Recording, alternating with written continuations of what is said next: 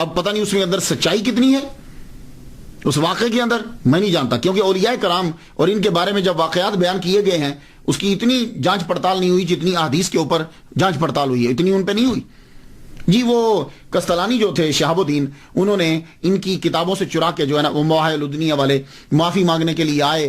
तो जब माफ़ी मांगने के लिए आए, ये अंदर बैठे हुए थे, उन्होंने दरवाज़ा खटखटाया तो कहा जी मैं कस्तलानी हूँ तो मुझे माफ़ कर दीजिए। आपने कहा जाओ, मैंने माफ़ किया, दरवाज़ा नहीं खोला, तो पता चला आप में तकब्बुर बड़ा है। मेरी बात समझ रहे आप भाई? इससे कहां से, अब जरा पूरी बात सुनिएगा, मैं आपको बतलाता हूं।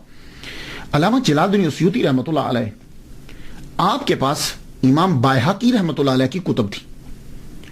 आप सिर्फ आप थे इजिप्ट के अंदर के जिनके पास उनकी कुतुब थी। आपने उनसे लिखा, लिखकर आपने टॉपिक बनाया हुजूर की सीरत का। कस्तलानी ने मवाहिब लुदनिया के अंदर अल्लामा जलालुद्दीन अस्यूती का नाम लिखे बगैर डायरेक्ट लिख दिया, इमाम बायहकी का हवाला दे दिया। आपने पूछा कि तो आपने क्यों लिखा है ये कस्तलानी जो हैं ये 2 साल छोटे हैं इनसे। एक बात, एक तो इमाम जलालुद्दीन अस्यूती रहमतुल्लाह से छोटे हैं, ठीक है। दूसरी बात, इमाम जलालुद्दीन अस्यूती की कुतुब पढ़ने वाले हैं, ठीक है।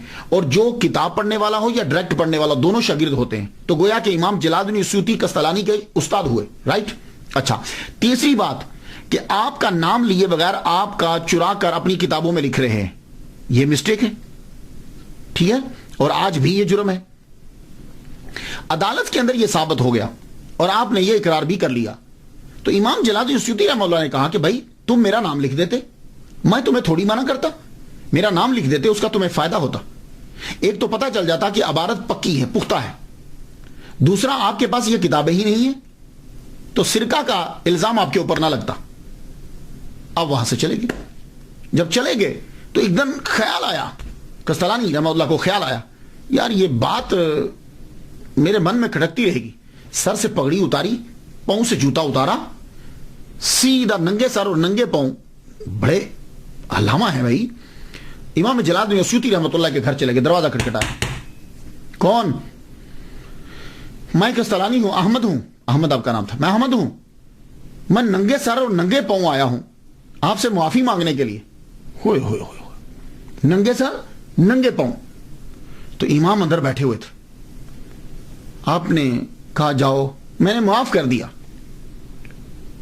लेकिन मैं बाहर नहीं आऊंगा। जानते हो क्यों? ये आजिज़ी और इनकिसारी के मादे की कमी की वजह से नहीं है। आपने कभी सादात को देखा?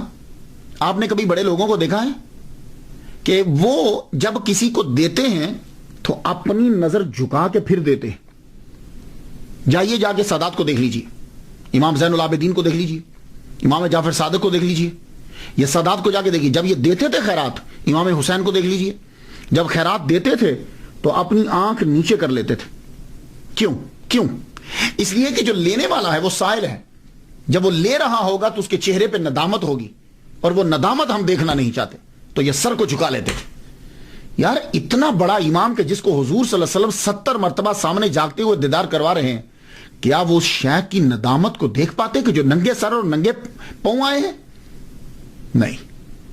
ये आजिज़ी और इनकिसारी नहीं, शराफत का आला मकाम है। कहने लगे मैंने आपको माफ किया, तो इमाम झूठ नहीं बोल सकते। तो कहा मैंने आपको माफ किया, लेकिन आप कह रहे हो कि मैं नंगे सर और नंगे पांव आया हूं, मैं आपकी ये कैफियत नहीं देख सकता। जाइए, मैंने आपको माफ किया। इसमें कौन सा आजिज़ी और इनकिसारी का मादा कम हुआ भाई?